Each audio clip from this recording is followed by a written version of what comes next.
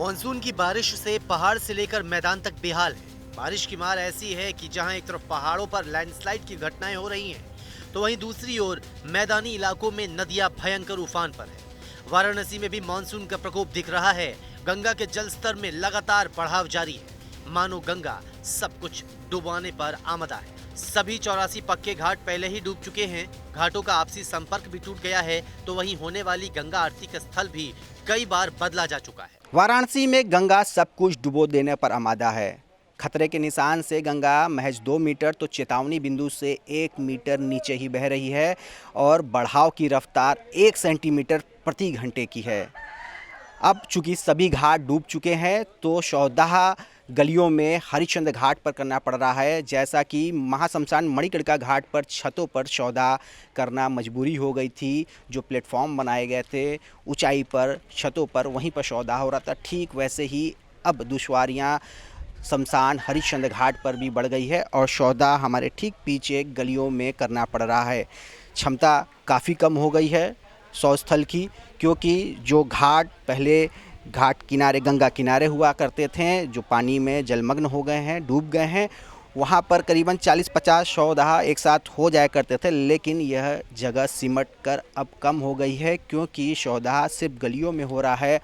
बताया जा रहा है कि सिर्फ 10-12 सौ ही एक साथ जलाए जा सकते हैं और भारी किल्लत जगह की हो गई है। शव यात्रियों को भी काफ़ी मुसीबत का सामना करना पड़ रहा है, चूँकि पहले ही घाटों का संपर्क टूट चुका था और सारे घाट डूब चुके थे। आधा दर्जन बार आरती स्थल भी बदला जा चुका है और सारे नौकाओं के संचालन पर रोक लगा दी गई है और आरती को भी छतों पर ही करने की पुलिस ने निर्देश दे दिया है।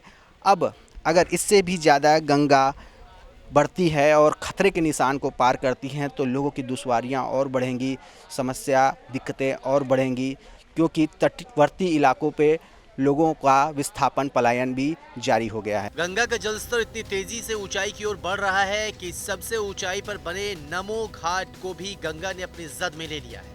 वाराणसी के नमो घाट के स्ट्रक्चर भी डूबे हैं, तो दूसरी ओर शमशान घाट के पूरी तरह से डूब जाने के बाद अब शवदाह के लिए लोग गलियों का रुख कर रहे हैं और ये एक मजबूरी है। जी, तो हम लोग तो वहाँ सौदा कर रहे हैं फ़िलहाल में कि गलियों में बॉडी चल रही है और गंगा माता इतनी ज़्यादा ही बढ़ गई है कि हम लोग जहाँ से आग देते हैं वहाँ तक ये पानी चली आई है। उसके आगे हम जो गली में बॉडीज़ जो जलती हैं तो उससे हम लोग को काफ़ी ज़्यादा परेशानी होती है।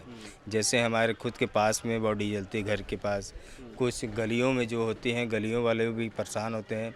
जो धुआं जाती है, पोल्यूशन जाती है, जो लपट लगती है आग की, उससे बहुत ज़्यादा हम लोग को दिक्कत हो रही है। स्थान भी कम हो गया है। स्थान भी कम हुआ है, पर एक साथ कितना बॉडी जला देते थे आप लोग? पहले एक साथ हम लोग कम से कम नहीं तो 25, 30, 40 ऐसे जलाते थे।